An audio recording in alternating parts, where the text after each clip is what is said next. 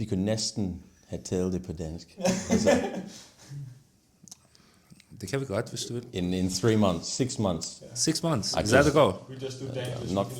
Not fluent, but... The fucked up thing is when I speak to like native English speaking people, I start to pick up their accent, and it becomes like a Danish accent mixed with some Australian, mixed with some Arabian, Persian thing, and it becomes so weird. It's a good accent, by the way. It's unique. Unique. Oh, it is. Thanks, mate. De damer og herrer, velkommen til episode 20 af Sunde Sandheder med mig, Nick, Andreas Helversgaard og en speciel gæst, vi har i huset, Ryan. Men Andreas, hvad er det, der er så specielt med det her episode? Ja, det er jo, at den her episode kommer til at foregå på et andet sprog end dansk i hvert fald. Det kommer til at være på engelsk. Og så bliver det spændende, hvor comfortable du er i engelsk, og hvor comfortable jeg selv er i engelsk. Hvordan er din engelsk? Potato. Potato. Okay. Hvad med, der er altid sådan en ting, som danskere ikke kan udtale. For eksempel, de kan ikke sige smoothie. Hvordan er det, man siger smoothie? Smoothie. Eller rural. Rural, that's a hard one. Rural. Der er en, jeg kan ikke sige. Jeg ved ikke, om det er min Persian background, eller hvad fanden det er. Det er vulnerable. Kan du sige den? Vulnerable. Oh, vulnerable. Yeah. Oh my god. Yeah, you got to slow it right down. Shit! Alright. Okay. Andreas, would you like to make the intro in English, please? Ladies and gentlemen, welcome back to another episode of Sunde Sandheder with Andreas Helversgaard. Stop. You can't say Sunde Sandheder. It's English, bro. It's English. It's what would you call it though? Healthy truth? Healthy truths? All right, do it again. All right, we're back with another Welcome back to another episode of Healthy Truths with Nick Holm, Andreas Helversgaard, and Ryan. Introduce yourself. Hey everybody, I'm Ryan Harris, and I'm lucky enough to be a guest on these guys' podcast, and keen to talk about all the things we're going to talk about. Mate, I love your accent. It's so already turning on, you know. You don't know the reason we got you on the podcast, right? Is actually because you got a crazy physique and you got that DILF body, you know. And we got a whole lot of female listeners that's gonna be watching this. So actually, we're just gonna stop the podcast, and you are gonna start to take off your clothes. And all right, jokes aside. So, where are you from? I already spoiled that, right? Yeah, so I'm from Australia. Grew up in the far north. I don't know if you guys are familiar with the geography. Not at But all. in the far north, kind of near the equator, in a little town called Tully, population of 2,000. And yeah, grew up there for 18 years and then moved down to a city called Brisbane, which is the capital of Queensland. And lived there till I was 26, was when I came to Denmark. 26. Yep. Just like me almost. I'm 27, by the way. So how long have you been in Denmark though? This is year number 7. Year number 7. Yeah. So you are now 6 plus 7, 33. 33 next year. So close. 32. 32. Yeah. Okay, my bad. 32. What got you to move to Denmark? What got My you girlfriend. moving? My girlfriend, we met in Australia, in Brisbane in 2015. And she then stayed for a 1-year working holiday. And in Australia, if you're a foreigner, to stay more than 1 year, you need to work on a farm for 3 months. And that's how they get you. That's how they get their, that's how they make their produce. All right. Yeah, it's just Danish people on farms. Like on farm, like literal farm. Yeah, you have to do rural work, Yeah. and Yeah. for 3 months, it's got to be documented, and then you get permission to stay for 1 more year. Fucking love that. That's the way to treat fucking immigrants. Get on the farm, boy. Yeah. Shit, man. So a common one is like banana farms, pineapple farms, that kind of thing. I love that. Yeah. I mean, I think we should just talk about that the rest of the podcast. By the way, as soon as you mentioned you got a girlfriend, I can just hear like our listener numbers just going down. All those female listeners, Yeah, they just dropped off. But all the boys are back. Yeah. Stay here, boys. We'll talk about some good stuff. We'll stay. So for the boys, how did you become PT, or when did you decide to become PT? That was in 2020. It was around when COVID hit. I'm an educated carpenter, and I have been since the age of 22. I had a small business in Australia as well, where I contracted as a carpenter. And it's a good job. I loved it, but I was always pulled towards the fitness industry. Yeah. I'd started training at 17 years old, just mucking around, just bench pressing biceps. Yeah, for sure. Like we all do. Bro stuff. Yeah.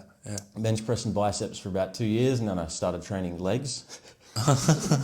And then I was like, oh, this is pretty fun. And I continued that all through carpentry.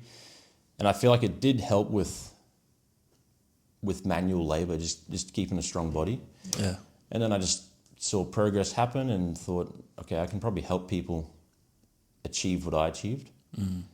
And it would be, I'd be doing my passion. So I pursued that in 2020, took an online education during COVID, went to Spain during COVID to finish the education, the practical side. Hold on. What was the name of education? Not that we're gonna promote anything, but it just sounds interesting. The company was called EPTI, European Personal Training Institute. Okay, all And right. they do the practical in Spain. Wow, that's interesting. Yeah. All right. And I was dumb enough to, I'd already signed up for the thing. So I was like, it's during COVID. I was going to go. Wait, did you get caught up in isolation and stuff? No. Oh, okay. But when I came back to Denmark, I was deathly ill. Like I had to go to the acute male clinic. And I just thought they were like checking my appendix, checking that. And he's like, turned out to be just like food poisoning or something, but I was drinking the tap water down there, which is very, very dumb because I was in the supermarket looking at everyone buying bottled water. Yeah. I'm Bottle of water. Yeah. These Sorry, fools spending money on spring water. 2 weeks later, I'm like in the hospital. So No, man, you can drink the water in Italy. In Spain, no, amigo. yeah, No. All right, so then you become a PT, and you start working. Yeah. Did you start out in sets yep. from start? Yeah. Started out in Stats, and that's where I still currently am.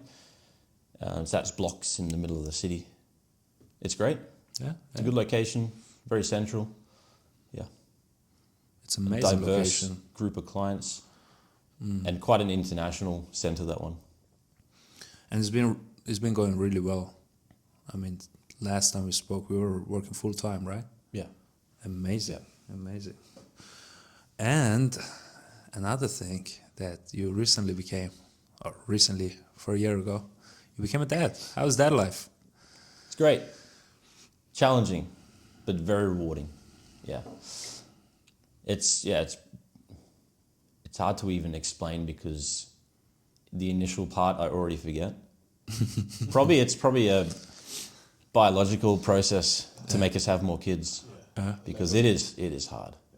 I could imagine. The first 6 months. Yeah, we struggled. Sleep deprivation. You don't know it until you go through it. Yeah. And your body just hits this other gear that you didn't think you had to try and keep this other human alive. For sure. But the process of seeing her grow up is, it's amazing. Really good. All right. How's that affect your gains in the gym? I mean, you look sharp as fuck. Thanks, man. Thanks. So I guess it's priorities. Yeah, it really is. I mean, it's hard. Like I can see someone with a different job. I am a little bit privileged to work in a gym. I finish with some clients in the morning. It'd be a pretty shitty excuse to then. Can I swear? Yeah, sure, definitely. No, There's no rules. There's no rules here. It'd be a pretty shitty excuse to then say, I'm not going to train now. I'm in the gym. Yeah, definitely. Otherwise, I'd probably still find a way to make it happen. I'd go early in the morning. I've trained at 10 p.m. You train at 10 p.m. Sometimes, yeah. All right. Yeah. I think I'm just when you're so deep into something, it's like you don't want to just throw in the towel now. I see. So you've come this far, and bodybuilding or the process of building your body is such a long process. You guys know. Yeah, that. definitely. Yeah. Yeah, it's a little like with the business. Like the harder you've worked, the harder it is to surrender. It's like you've invested so much into something, and you can't just like say, okay, this doesn't mean anything anymore. Like there's a certain attachment to it because you put so much in it. Is that like what I'm hearing? Yep, Yeah. exactly. Yeah. So much, if you look back at how much of your life you've put into this thing, Yeah, it's like, do you really want to just give it up? exactly. Yeah, it becomes like part of who you are, essentially. Yeah, because I Yeah. feel the same. How do you feel about it? Like, I would just think about Ryan because it's not about me; it's about you. I mean, a lot of guys they would put the blame on their wives or girlfriends. I mean, I would just imagine that's your girlfriend. Is that girlfriend? Yeah. She's been very supportive because otherwise it wouldn't be possible, would it? No. Right? She could easily say, what are you doing going to the gym now for? You need to do this or that. But she's been, if you're watching Maria, That's the thing. You should you've take been care very of. supportive, and I appreciate that. No, seriously. That's important. Yeah, for sure. Your other half is important, and if you mesh together well, and if you take care of each other, or if you take care of them, they'll hopefully give you the same back and allow you to pursue what it is you're passionate about. So, yeah, very grateful.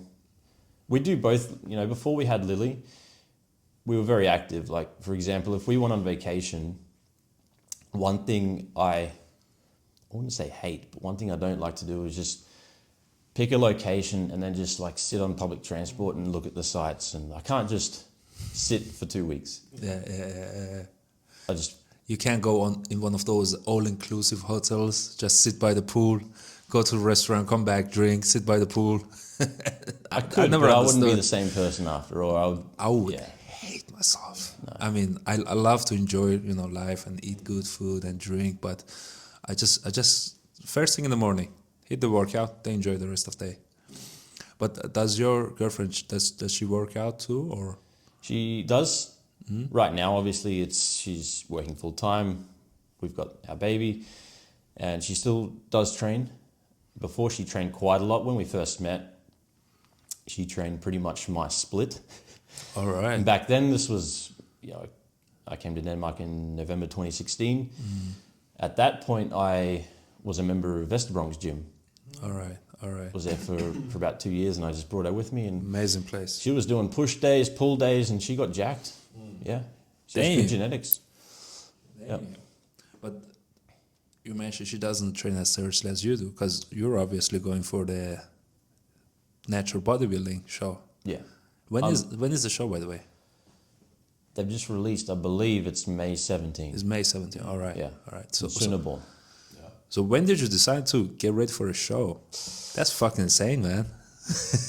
Yeah, I mean, it's a huge commitment, isn't it? been in the back of my head for a good 8 years, I want to say. When I first thought about it, I was like... Actually, when I first thought about it, all I knew was the enhanced shows. I was like, okay, there's the IFBB. Am I going to take steroids? Probably not. Do I have anything against people who do? Not at all, I think. Who am I to say what you should and shouldn't do? I think it's actually pretty crazy and cool what those guys can take their bodies to. But I found out that there is a natural bodybuilding scene and that it's growing somewhat fast.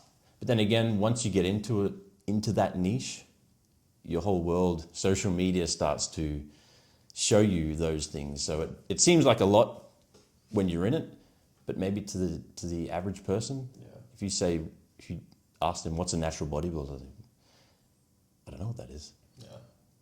Yeah, I mean, a lot of people What don't even know that bodybuilders, they take steroids. I mean, for us, it's pretty obvious someone who is on roid and someone who's not. Obviously, there are genetic freaks, but they're like really fucking few, right? Yeah. What was the name of this guy? Is it Frederick Ibsen? Yeah. Is it? Am I saying it right? Yeah. He looks fucking crazy. Insane, yeah. It's just, I mean, the first time I saw him, I was like, this guy's an ace. Then I saw him going to this natural bodybuilding shows, and I was like, this is just insane. Unbelievable. Yeah. Unbelievable. Imagine if a guy like that goes enhanced. Yeah. It's like he's in the top 1% of natural physiques. Yeah, it's fucking crazy. And in Denmark, I don't know if is there someone better than him? I'm not sure. I can't mention one. I mean, do you count me in that? You are number one, Nick. Oh, that was sweet. All right, we're gonna stop the show. We'll need a short break. Nick's right, number one in unconventional lifts. Unconventional. All right, Ryan. So going back to the thing about like maintaining your fitness level and being a dad at the same time, you mentioned this about prioritizing the right things. Do I have any tips for the people listening, like what to do, what to prioritize, how to do it? It's a good question. Like priorities, it really is just sitting down and really like asking yourself what is important to you. Because a lot of people will say, I want to lose 10 kilos. They don't really want to. They like the idea of it. When they see what actions have to meet that goal, they're not willing to do it. So it's got to be important to you, and you have to be willing to be uncomfortable at times, I think is a big thing. Because changing the body, like the body always wants to remain the same. Yeah. We're conservation machines, so as soon as you want it to adapt to something, you want to lose weight, you want to gain a lot of muscle, it takes effort. And mostly it takes time, so if you need to cancel appointments, or if you need to go through the next month of your calendar and literally put in each workout or each trip to the grocery store and whatever it is you have to do, you have to plan it. Plan ahead. That's fucking true. Yeah. So what I hear, listen, is that you have to notice what your values are. And if you really actually want to do this thing, whether it's losing weight or whatever, and then after that, make time to actually plan ahead and get those things done, you know? Yeah. And sometimes I think people have to ask themselves, if I want to achieve this, what should I let go of? What other stuff? Because sometimes people do want to lose weight or get in shape, but they also want to party, and they also want to, I don't know, go to restaurants or go to the buffet or these sushi restaurants and eat crazy, you know, and drink, and I don't know, whatever other stuff there is. So it's kind of like, ask yourself, what do you want to achieve, and what are the stuffs that you have to let go of? Do you have anything to add, Andres? Yeah, also like when you decide that this is important, I think it's also important to like look at what is hindering me from doing this thing that I want to.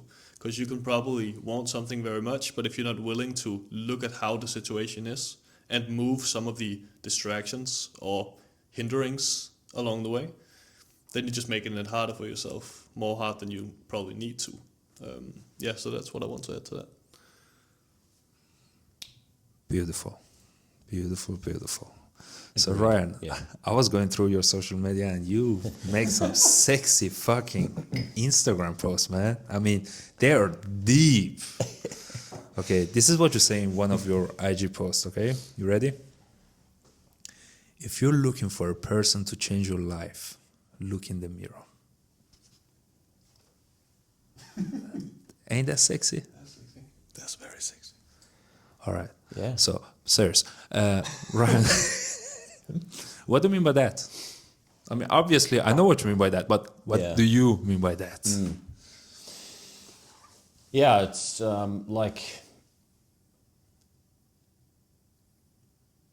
only we ourselves can make the changes and do the actions to make a change. Like you have to, like we just talked about, like you have to agree and tell yourself that you are going to do something.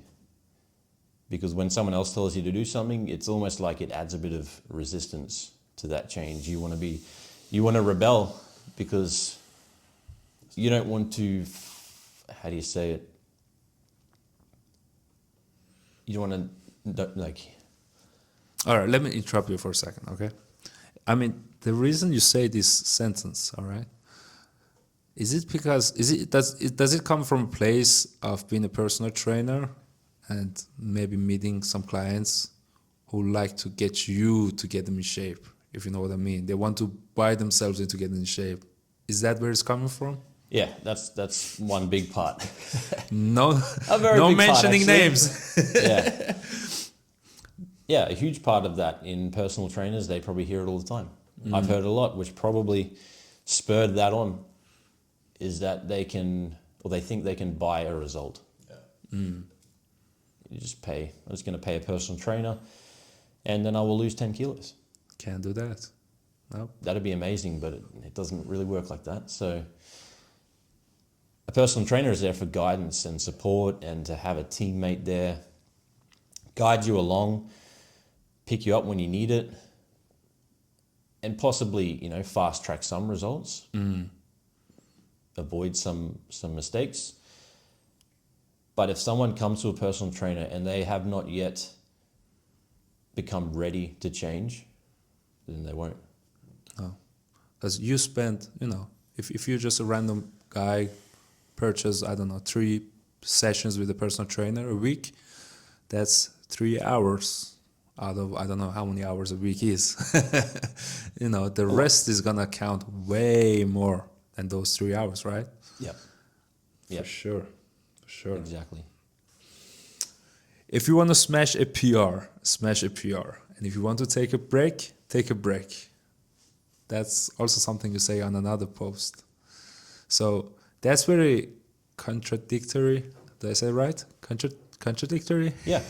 Contrary to what the society says these days. You have to follow a strict plan. You have to progressively overload. You have to, follow the whatever training program your coach or your mentor, that's the word, that's a new word this day, right? Mentor says. One-to-one mentor. Yeah, fuck that shit, man.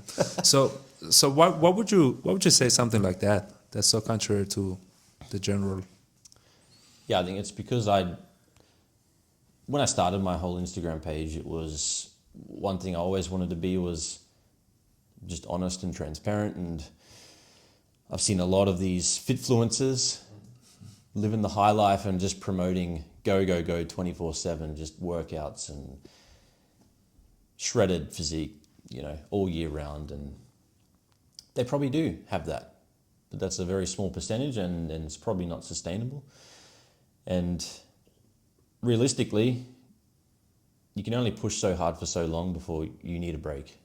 Everyone's breaking point is different and people can go longer than others, but you do need a break. So, word.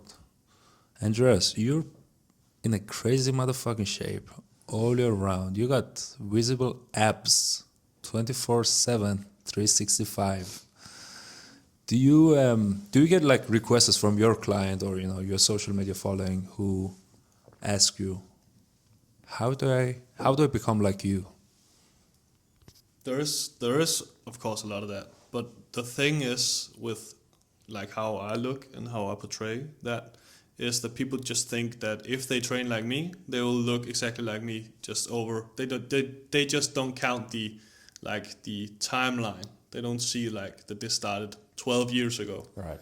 And also when they hear that I only train 3 times a week and I've done that for the past 4 years, they're like, how is that possible? But once you've built a certain level of muscularity, it's a lot easier to sustain that level. Like, I'm not even pushing for progression anymore. I'm just sustaining this with like 3 trainings a week. And they all like, they think that those 3 trainings a week and this maintenance level of training is what led me to this, but that's not how it works. This is just what keeps this sustained. Also, I have like taken a lot of education in nutrition. So like what I eat, drink, and how I like live my life on a nutritional basis is like, it's not like the usual person that has no nutritional information, because I subconsciously make choices that put me in this position, and it does not take as much energy from me that it would probably do for the regular person having to take those choices. So that's how I would explain how I keep the shape year round, and why it's not that big of a hurdle for me anymore. Because it was once it was a struggle to stay like this. Right. Whereas now it's routine. Yeah. Yeah. And it's like we talked about before, having your education around nutrition and training, it's not so much of just a mental burden for you to think about these things. And to maintain your physique, it's almost, like you said, subconscious, and you just cruise about your day, and that's normal for you. Or for a beginner, it's probably like very advanced. Yeah. So For sure, yeah. Yeah. That's also true. But would you recommend a very normal guy, average person, okay? And by average person, I mean anybody who's not a personal trainer or a dietitian, who has a life outside of gym. Because obviously it's pretty easy, as you mentioned earlier, Ryan. It's pretty easy for a personal trainer to hit a training once he has a 30-minute break, boom, that's done. But if you compare that to someone who has a full-time job and, is a parent or is a full-time student with a part-time job, maybe a 30-minute workout a week is the milestone for them, is the goal for them, you know what I mean? That's so much difference. But would you actually recommend for an average person to attempt to have that image that I want to look like Andrew Selvesgaard, or I want to look like Ryan? the advice, you want to go first? You can take it away. Again, it's like looking at where you're at, looking at the current level you're at. You can't set the goal too high. You need to just start with small wins, and that's already going to make you feel good. Yeah. So, yeah, a 30-minute, if you can only train 30 minutes a week, just kill it for those 30 minutes. Exactly. Make that progress. If you're a beginner, you're going to make some gains. Find another 30 minutes in the week, then you're up to 2 days a week. That's when you can start to see progress. I know a lot of guys on 3 days a week, like yourself, and full body 3 times a week, or it's like push-pull legs or whatever. The split doesn't really matter. You know, a lot of people rave about the optimal split. Yeah. We could talk about that for a while, but Just get in the fucking gym. yeah. Exactly. Yeah. You want to train your biceps with your calves, like, just do it. So, like, I have nothing to add other than, like, it's just those 30 minutes that you can get in, just get those in, because that's going to get the ball rolling. Because, like, once you feel like this is just the new norm, then adding another 30 minutes won't be that big of a struggle. It's the first 30 minutes or the first time you add something, that's the hardest part. Once you get that routine going, it's not that hard to do that on another day as well. So, yeah, I agree. I very much agree. Yeah. But you didn't answer my question. I'm sorry to make you feel uncomfortable, all right? But I'm just trying to get the answer to the question. Would you? All right, let me put it this way. Would you recommend people idealizing your body types? Would you say that's achievable for general public? Yes or no, or why? Question. That's a very good question. Yeah, good question. I think genetics plays a big role, doesn't it? Yeah. Because there are like hyper responders to weight training. They just blow up in 2 years. And then there's other people who just struggle for for any little 10 grams of muscle. Yeah. So I think, yeah, it's hard to say. You can find out after maybe a year. All right. Yeah. I think. Yeah, I think Of solid, consistent training. If you've like considerably changed in the mirror, you probably, you can set your sights pretty high. But I think also the idea of setting, you hear things about there's a genetic limit, a natural stealing of hypertrophy. And I like to think that there just isn't, but it just very slowly diminishes over time. And then the effort needed to get that next level, is it even worth going to that next level? But I think, kind of like a never-ending bell curve. Yeah. Maybe it's not like that. Maybe my dreams will be shattered soon, but Who knows? I like to test. I like to test where that limit is. Yeah, definitely. I think as long as you just don't compare yourself to people who have a lot more time to train or are like in environments that just induce training a lot. If you're not in that environment, don't compare yourself to people who are in that environment. And as long as you just keep comparing yourself from like a year ago to yourself today and the next year, then you'll find more motivation in that than looking at somebody who's like where you want to be one day. So I think that's a more like sustainable and healthy way to do it. Yeah, I still didn't answer your question. No. I just talked about genetic ceilings. I was going to say, like, try and find a role model who you think kind of has a similar structure or body type, something that you look up to, but in your eyes does look attainable. Yeah.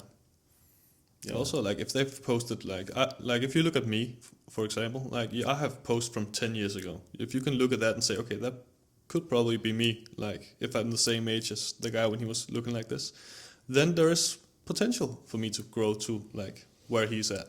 But it will never look the same because like genetics and structure and ab like differences and all that. Right. You will never look exactly the same. Yeah.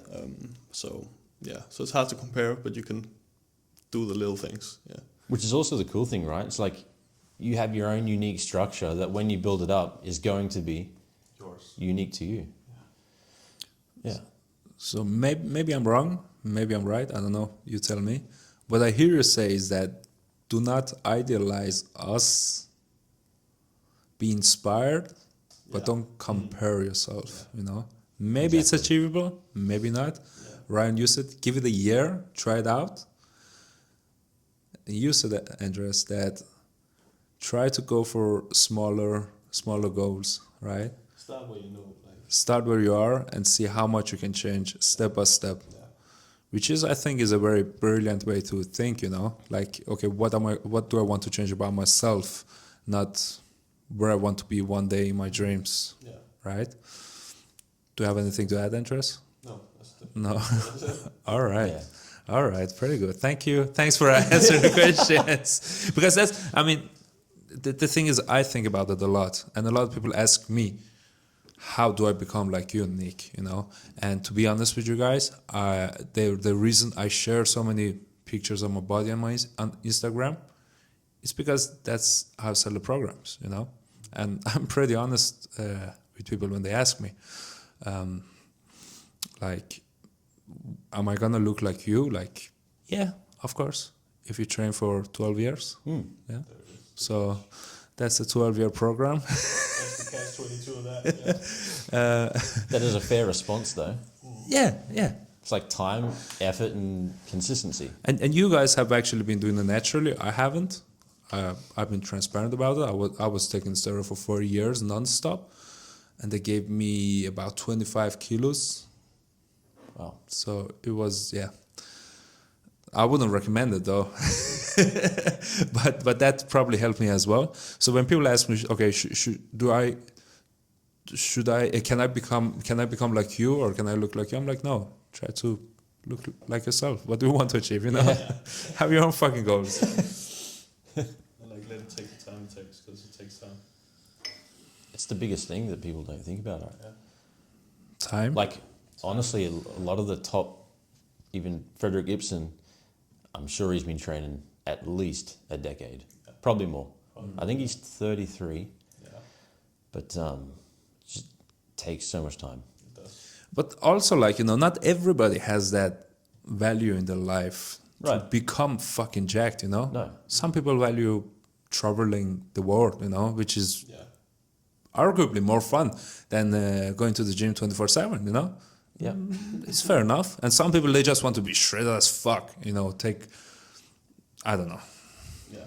get on the stage and get tan and do weird poses in G-string. Well, that's fair enough too, you know? It's Tiny your life, candies. it's your time, it's whatever you like to do, whatever makes you happy. I think that's a very valid point. Like, also just looking at yourself, what is my values?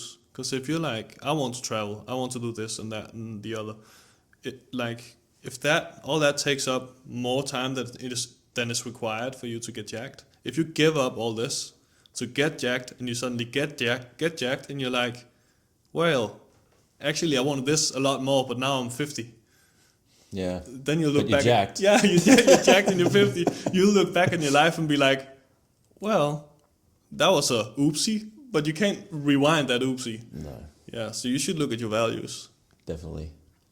Speaking of time, What Ryan, a segue. you have another segue, perfect segue to one of Ryan's Instagram post where he writes or he asks the question, what's the most important thing that you have on earth that you start losing the day you're born? And just do I have answer for that? I think you start losing yourself in a way. But I'm not sure that's what We need the buzz. That was even deeper than I thought. Yeah, it was actually deeper, but I already Elaborate. spoiled it though. Ryan, would you tell what it is? Time. You start losing it the moment you're born. Yeah. All right. Yeah. I think through your 20s, definitely you don't think about that. Yeah. I didn't think about that. Early 20s was just, I have all the time in the world.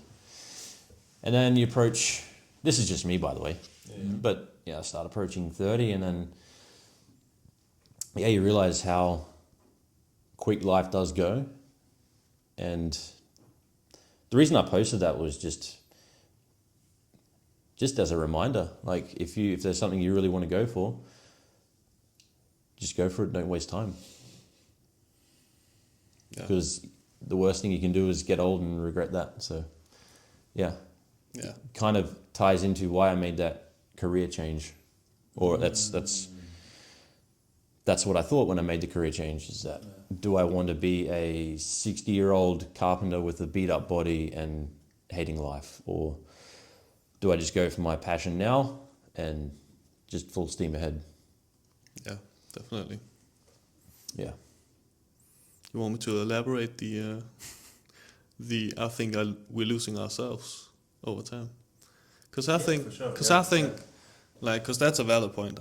I love that idea. But like what I think with the losing ourselves is the longer we like stay in this society that we're growing up in right now, the more we start noticing like how much people notice us, or we think they notice us, because actually people don't care shit about what you're doing. But our decisions start being affected at some point about, like, I will say teenage age. We start to affect our decisions on what other people's opinion of us would be if we take this decision. And that's like, then we start acting on other people's minds instead of our own mind. And that is why I think the more we let that seep in, the more we lose ourselves. So if we can't, like, we can stop that, like, but it's hard. So that's why I think we start losing ourselves. And then at some point the curve goes down, because I feel like old people don't give a shit. Don't give a fuck. Yeah, they don't give a shit. They're like figured it out. They're like, okay, fuck, people don't see what I do. They don't give a shit, so I shouldn't give a shit. Yeah. So it's like what's that? It's not a U-shaped. It's it's the other way around. It's an N-shaped curve. Yeah. Inverted U, is that Inverted U-shape. Yeah. Yeah. Exactly. So that's what I thought. Yeah, that's. That's I wish I had have actually written that. That's way better. But it's so your true. next post. It's like, exposed. And I think also, social media has like amplified that. Yeah. Because how old are you, Andreas? 25. 25 and 27. 27. When you guys were in high school, did you have social media? I have Facebook and since elementary, to be honest. Yeah. Since I was 10 years old, I think I had Facebook. Yeah. So I graduated high school in 2008. I think Facebook would have been out for 2 years, maybe. Yeah. But no one really used it. Like it was just like, update. Ryan is heading home from school. Oh yeah. So, It but was good times, man. It felt a lot more, freeing. It just, I feel like social media really makes you more aware of everyone's perception of you. I feel like, Facebook back in days, it used to actually like socialize people. Like you used to play games and invite your friends because you needed them to send you some kind of fucking gift or some shit. Yeah. Or you were playing. You could poke people. Yeah, you could fucking poke people, man. Damn, you can't do that shit anymore, can you? I don't think so. No, I think it's... Fucking hell. Maybe it was Annoying. inappropriate. Bro, I haven't used Facebook forever, but that shit was funny. You could poke people, you could... Damn. Those were the days. I mean, you used to send pictures and stuff, and your old aunt or your grandma would like comment over because you had your family on Facebook, right? Yeah. It's not the same anymore, man. I mean, look at Instagram. It's just fucking Insta hoes, and I mean that's just a highlight reel, isn't it? Highlight reel. Everyone's just flashing their shit, look where I've been, look what I bought. Yeah. Damn. Nostalgia. Yeah. Maybe we can make transparency cool again. Yeah. And to be honest with you, I mean, I think I forgot to mention it in the beginning of the podcast because I got this thing called ADHD. But the reason I got you here is because you're damn honest on your Instagram, like your stories and everything. It just reflects who you are in real life, Whereas a lot of our colleagues in the fitness industry, they make this pseudo reality. I don't know what's the name for it. Like this. Yeah, kind of like a character or. This fake character that's just living life, getting up 5 a.m., doing meditation, going for a run, eating healthy, staying on keto diet and some shit. Where you're just like, you're just yourself, and I fucking love that. Yeah. That's sexy. Yeah. Yeah, and I think that maybe comes from a place of, it could be insecurity that's trying to prove themselves to their peers.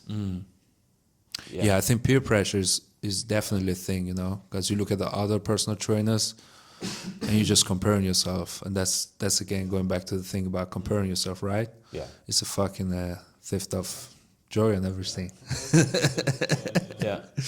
And you're comparing yourself to everyone's highlight reel, which is even harder. So I think if you are someone who struggles with that, literally unfollow people who you constantly compare yourself to, which is easier said than done. But try to just follow people who inspire you, or when you look at their stuff, you just get joy or happiness or education, and unfollow the ones that tend to, you feel worse after you've looked at it. Yeah.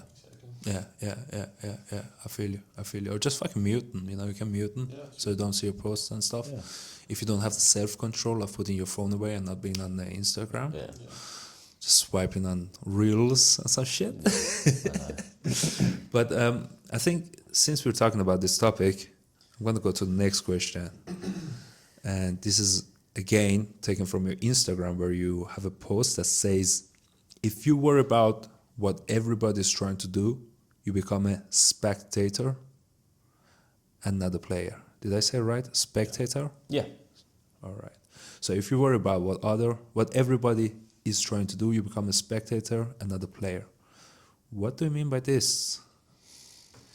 I view it as like the player of your own game. All right, and player. If you just start to focus on everyone else's game or what they're doing in their life, which you have no control over,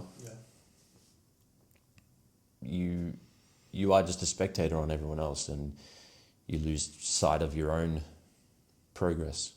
You're not playing your own game. So, yeah. Helvesko, have you done that before? Have you been a victim of being a spectator and not a player? I think a lot of people have, and yeah, sure, I have too. I think that ties very well into that thing that I said with losing ourselves, because when we like focus so much on what everybody else is doing, we get a perception of what they think is cool and what should be cool. So what I should do to be cool in everyone else's eyes, and then we take our own values out of the equation, which is like taking our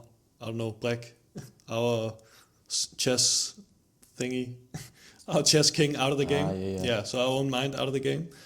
And that's like, then we lose track of what we really want to do, and we start doing what we think other people think we should do to get cool. And that's a slippery slope, I think, for both mental health and like yourself when you're looking back, because once that inverted U-shaped curve starts approaching, once you get older, you'll look back and say, I shouldn't have done all these things to impress everybody else. Yeah, so that's my thoughts. So have you been a victim of it or not?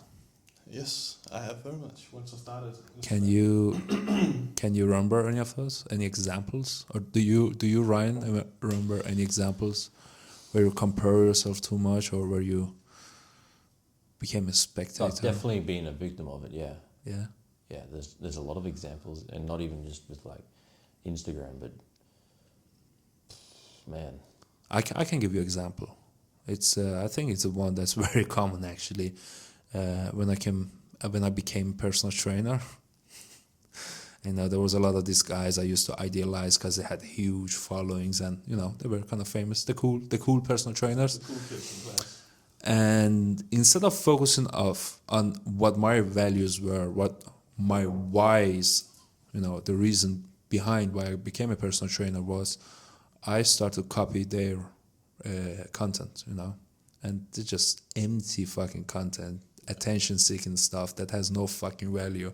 And I wasted a whole lot of time on those kind of bullshit, just trying to grab people's attention on Instagram and not really delivering any fucking value for the people who actually, gave me their time, whether that was just following me on social media, seeing my stories or whatever. They gave me actually their time, and I didn't give them any values back. So that's one thing I regret for sure.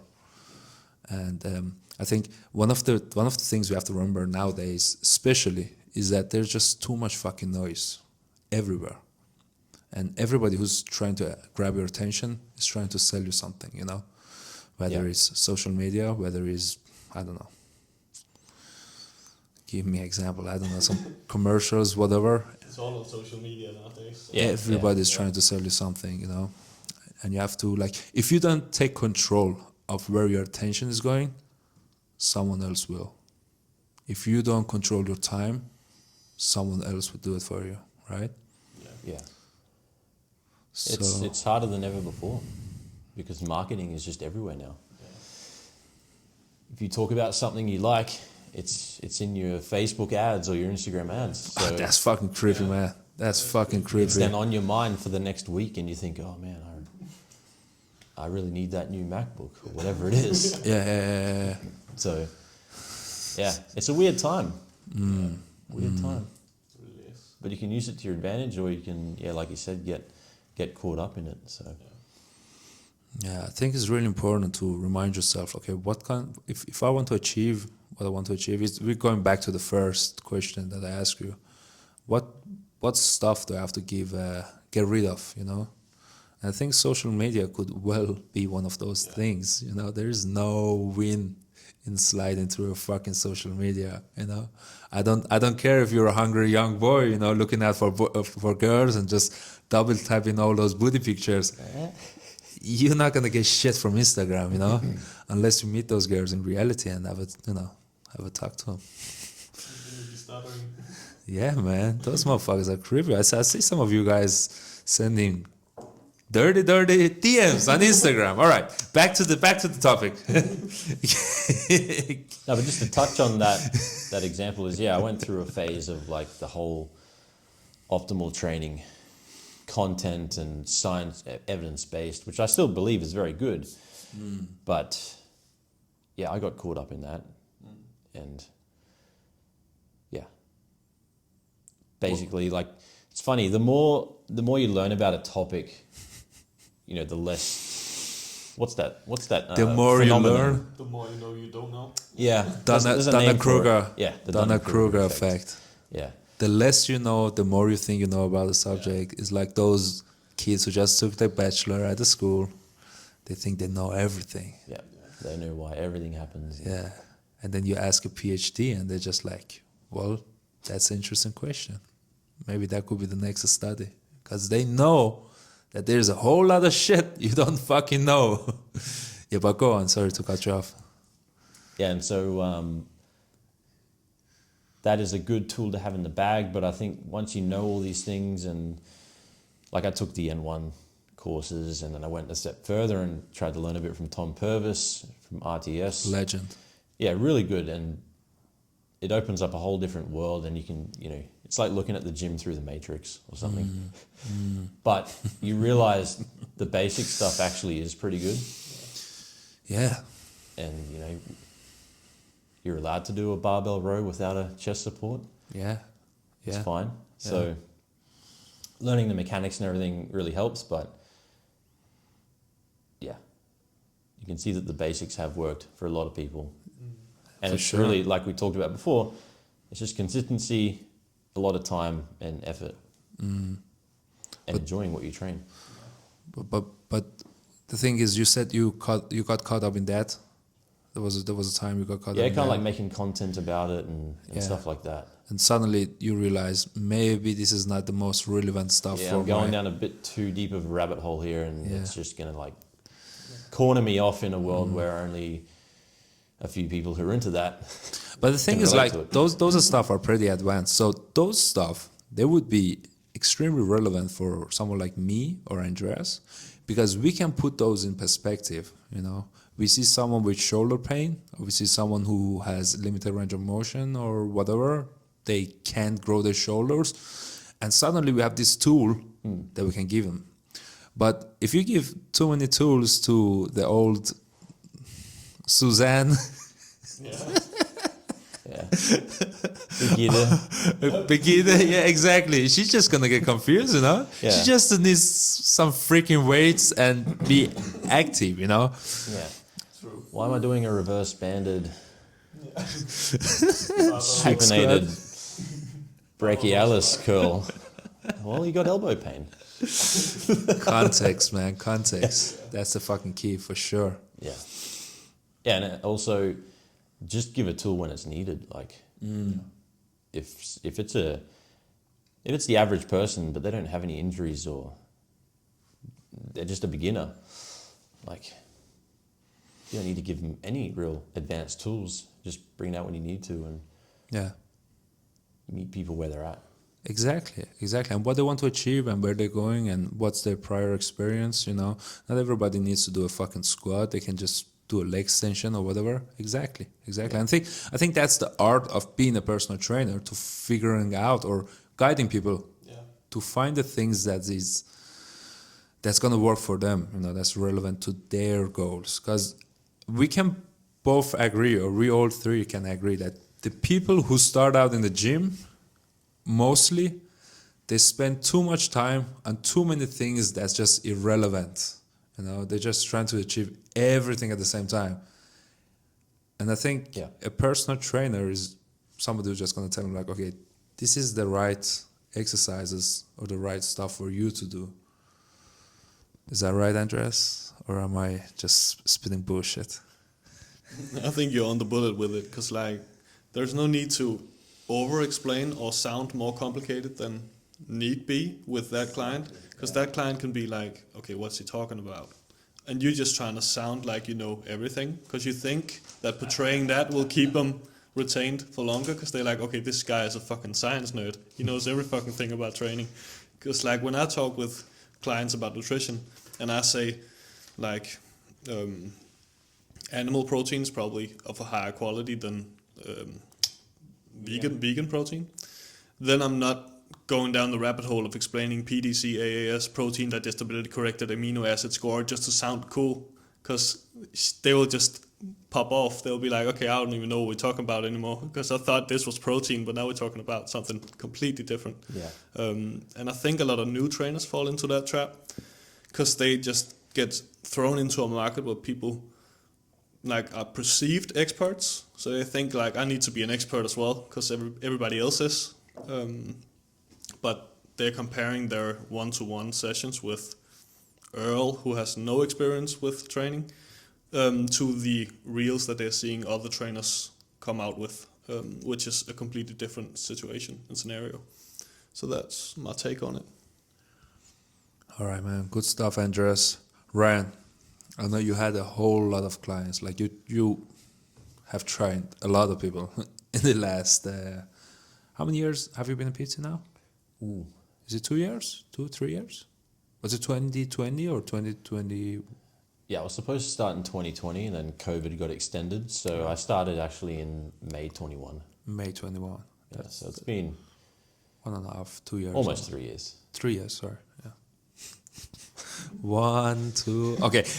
So you had a whole lot of clients, and you have helped a lot of people. What are the main keys, or what are the main stuff that you try to teach and help people with, just to make them more, just to increase their chance of achieving whatever the goal is, if you know what I mean? Is that clear? Reword it. You mean like, no matter who it is, how to get them closer to the goal, or? Exactly. Like, what is the stuff that you, or what is the? Let me rephrase that. Do you know what I'm trying to say? Sure, no. Sure. All right. So, are there any like specific stuff that you work with every client, like some principles that you have for every client that comes in the door, right, that's gonna ensure that they're gonna achieve their goals? And if you don't, it's all right though. I just treat each one individually, to be honest, because everyone comes in with a different knowledge base, and I kind of break them into, or categorize them accordingly. So usually most people, they don't know much about training and they don't know much about nutrition. So actually anything gets the ball rolling. But I do think the biggest hurdle is nutrition. Yeah. And that's where people can make the most progress in just quality of life, yeah, and feeling better, but the physique aspect as well. Because yeah, we can train for an hour and that can be a brutal session. I'm not trying to kill anybody, but I'm, trying to push their limits to some degree. Or kill someone. No comment. All right. But all right, yeah, I do think I try to slowly, because it is a sensitive topic, nutrition, and it can be culturally based, and people, can be quite emotional to how they eat. So I just try to get in there slowly, but eventually try and work with some habits on that and improve that in some way. Usually it makes big results as opposed to simply focusing on the biomechanics. Yeah. Seems like you meet them where they at. Is that what you're trying to say? Exactly. That's that's a pretty good idea. That's my whole goal. Yeah. All right. Meet them where they're at. All right. How's the training going towards the bodybuilding show? Good. It's right now I am almost at the end of a mini cut, which was just to tidy up the body fat before the main prep, which should start in January, first week of January. So right now energy is low. Lifts are going down. I can hear, man. I can hear. I met you before. You don't speak this slow. You may need to speed it up, as you mentioned earlier before the podcast. This is perfect podcast mode. Everybody can hear what you're saying. Yeah. Put the speed on 1.2. Exactly. You can do that on YouTube. Anyhow, so you're starting the prep on January? In January, yeah.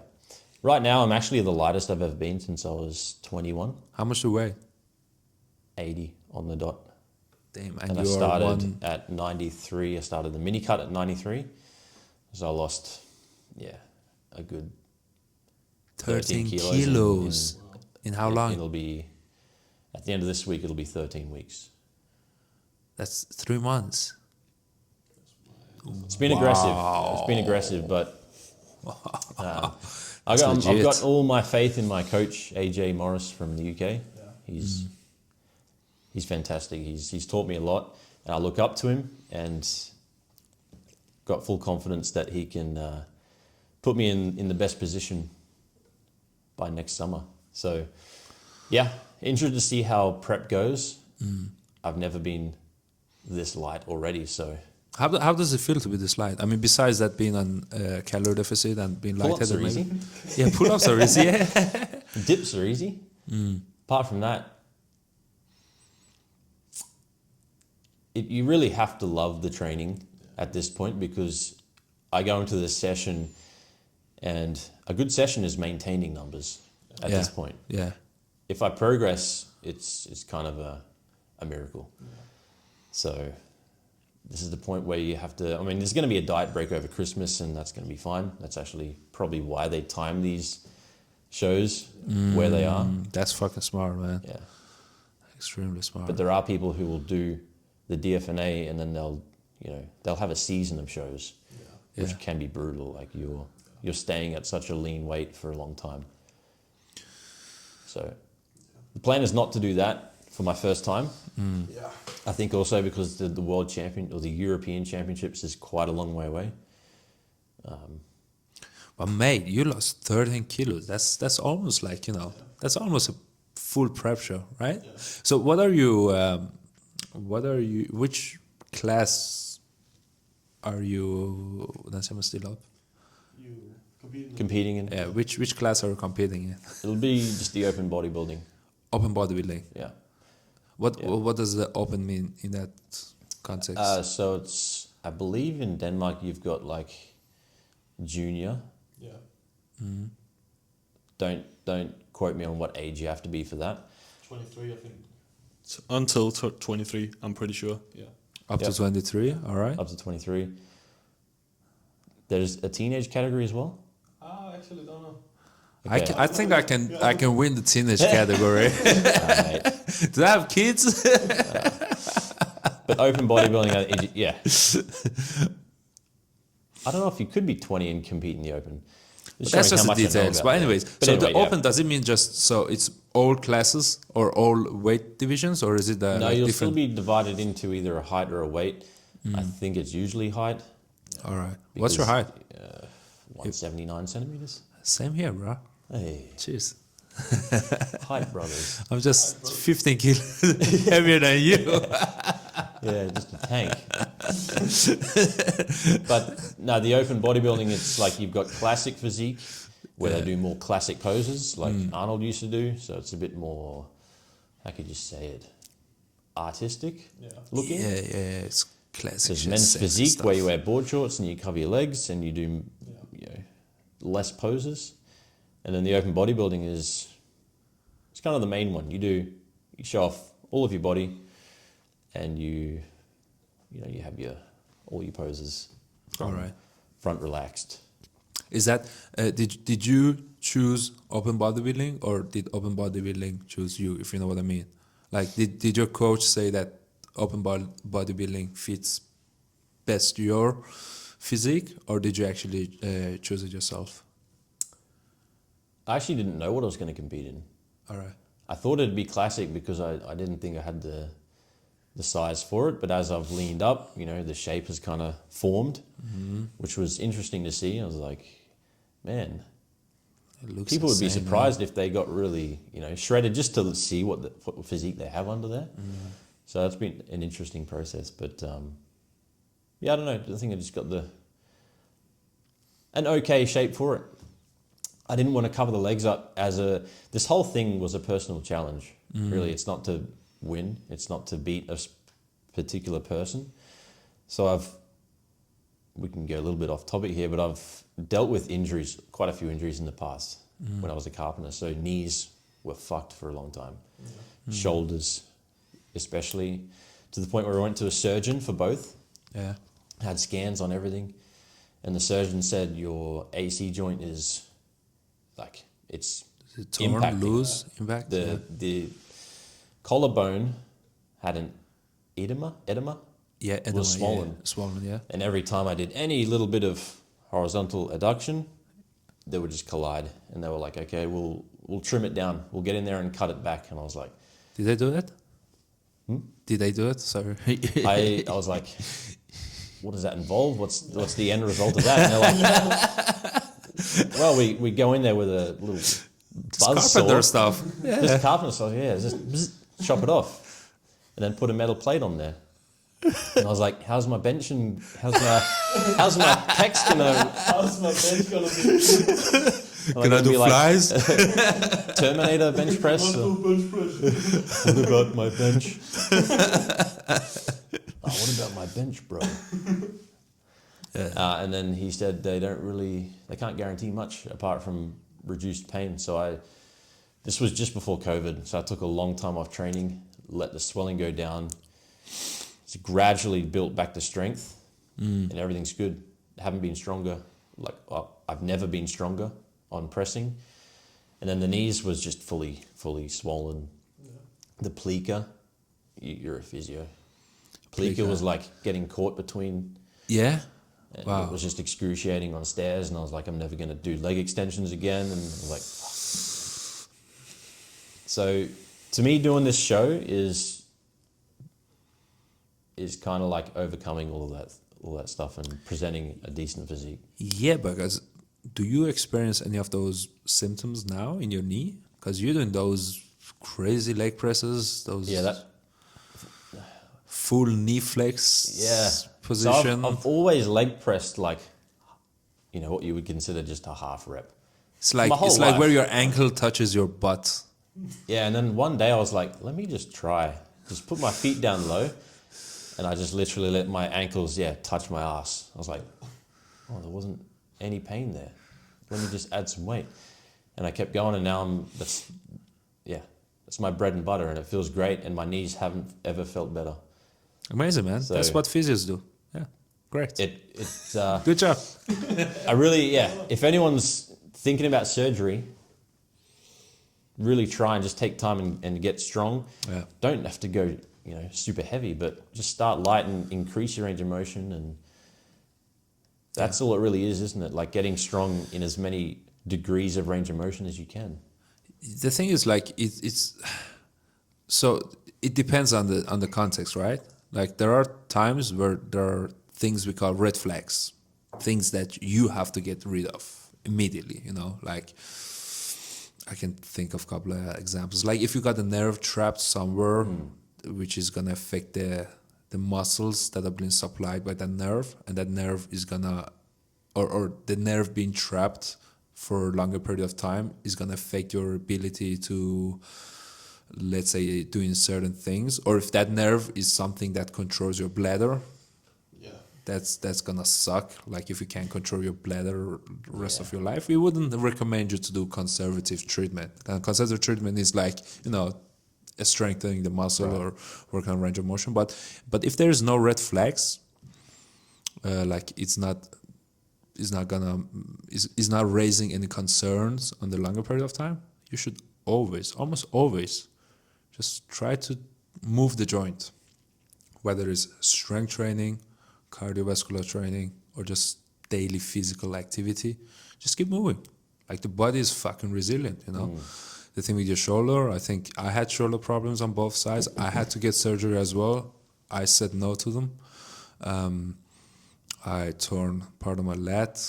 I torn my gastrocnemius, the medial part, or what people refer to as a calf muscle. What else? Yeah, my knee as well. I had the ACL torn, which was again scheduled to be repaired. And at the time, I think it's about 10 years ago, we didn't know that ACLs, or it wasn't the common understanding that ACLs could heal on their own. It turns out 50% of the ACLs that are fully torn can heal on their own. Just, naturally, sir. Yeah, can heal.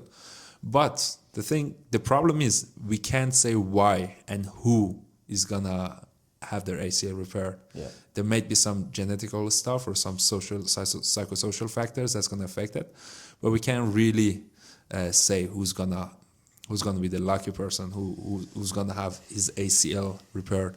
Yeah. But always try to train your muscles or ligaments or whatever that is.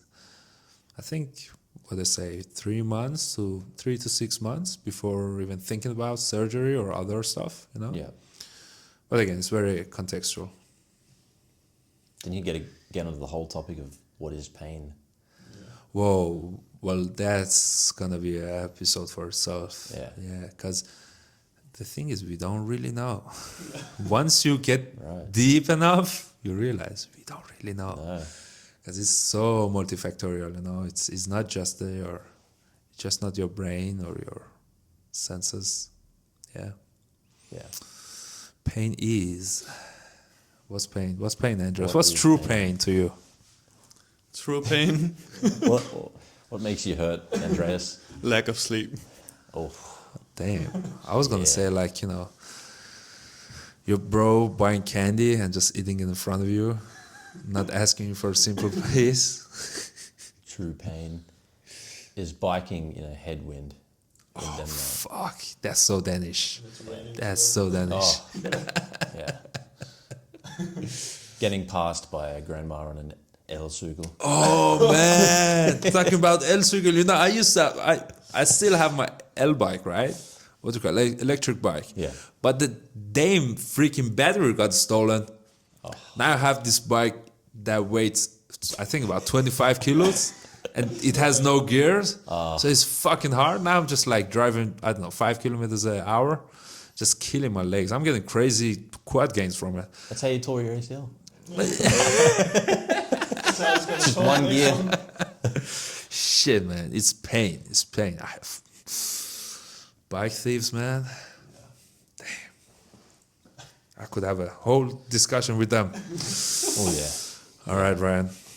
We're getting to the end of the episode. Do you have anything to add? I think we covered a lot. Yeah. Yeah. All right. Pretty comprehensive. It's been a pleasure having you on the podcast. Andreas, it's been a pleasure. Do you have anything to add at the end of the show? I think it's cool that you guys decided to match shirts for this episode. Yeah, it's just what cool people do, Nick went with the forest green, and I went with the. I don't know, what shade would you call that? It's like a mix between navy and olive. I'm a man. You're not allowed to ask a man those kind of questions. That's a green. Are we clashing? That's a green, bro. All right, Ryan. Thank you so much for coming on the podcast. Pleasure is mine. Thank you, guys.